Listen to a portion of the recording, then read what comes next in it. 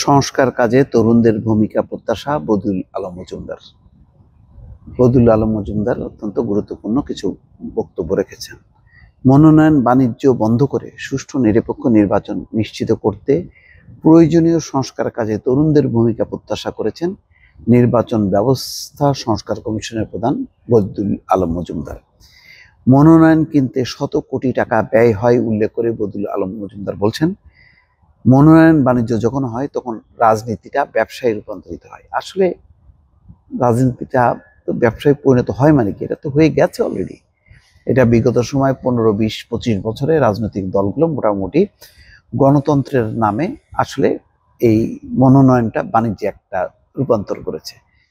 কোটি কোটি টাকা দিয়ে তারা মনোনয়ন কেনেন এবং তারপরে তারা যখন নির্বাচিত হয় তখন ওই বাণিজ্য অর্থাৎ ওই মনোনয়নের যে অর্থ ব্যয় হয় সেটা কিন্তু আবার সুদে আসলে তারা তুলে নেন বিভিন্ন উন্নয়ন প্রকল্পে দুর্নীতির মাধ্যমে, নিয়োগ বদলি, তদবির, দখলবাজি নানাভাবে কিন্তু তখন এমপিরা আসলে রাজনীতিবিদ হিসেবে থাকে না, তারা হয়ে যান মাফিয়া।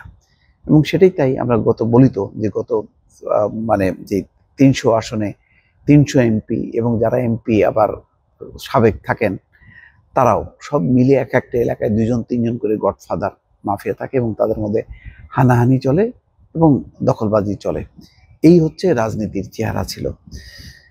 তিনি বলছেন, মনোনয়ন বাণিজ্য যখন হয় তখন রাজনীতিরা ব্যবসায় রূপান্তরিত হয়। কোনো আইন করে এগুলো বন্ধ করা সম্ভব নয়।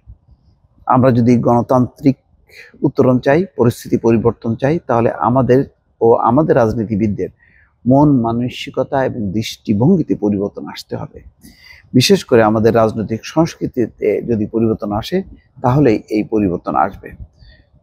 শুক্রবার কোন পথে শীর্ষক সংলাপে অংশ নিয়ে বদিউল আলম মজুমদার এই কথা বলছেন। বদিউল আলম মজুমদার বলছেন যে একটা রাষ্ট্রে নাগরিকের চেয়ে বড় কোনো পদ নেই। তোমরা তরুণরা কি সেই রকম দায়িত্ব নিতে পারবা? মুগ্ধ যেমন জীবন দিয়েছে, আবু সাইদরা যেমন বুক পেতে দিয়েছে, তোমরা কি মনোনয়ন বাণিজ্য বন্ধ করে সুষ্ঠু নিরপেক্ষ নির্বাচন নিশ্চিত করতে যেসব সংস্কারগুলো অবশ্যম্ভাবী সেগুলোর জন্য তোমরা কি এগিয়ে আসতে পারবা? তোমরা কি সেরকম বুক পেতে দিতে পারবা? এসব প্রশ্নের উত্তরে মিলনায়তনে উপস্থিত তরুণদের মধ্যে অনেকে হা বলে সায় দেন। এটা ভালো, মানে তরুণদেরকে আসলে এগিয়ে আসতে হবে এই মনোনয়ন বাণিজ্য বন্ধ করা। এই ক্ষেত্রেও যদি তরুণরা ভূমিকা রাখে এটা রাজনীতিতে অত্যন্ত ইতিবাচক। গণ অভ্যুত্থানে মুগ্ধ সাইদের অবদানের কথা তুলে ধরে নির্বাচন ব্যবস্থা সংস্কার কমিশনের প্রধান বলছেন, কয়েক মাস আগে এরকম একটা অনুষ্ঠান আমরা করতে পারতাম না, আজকে সেই সুযোগ পেয়েছি। এটা মনে রাখতে হবে, এই অধিকার যেন ক্ষুণ্ণ না হয়। এত মানুষের আত্মত্যাগ আমাদের দায়বদ্ধ করে গেল, সেই দায় শোধ করা আমাদের দায়িত্ব। তার জন্য একতা, সংস্কার ও সুষ্ঠু নিরপেক্ষ নির্বাচন নিশ্চিত করা দরকার। এ সময় ব্যক্তিগত অভিজ্ঞতার কথা উল্লেখ করে বদিউল আলম বলেন, যারা প্রাণ দিয়েছে, আহত হয়েছে, আমি তাদের উপকার ভুগি। আজকে যদি হাসিনা না পালাতো, বিতাড়িত না হতো, আমি হয়তো বেঁচে থাকতাম না। আমাকে বলা হয়েছিল আমরা কয়েকজন চিহ্নিত, সেই রক্তের ঋণ আমাদের শোধ করতে হবে।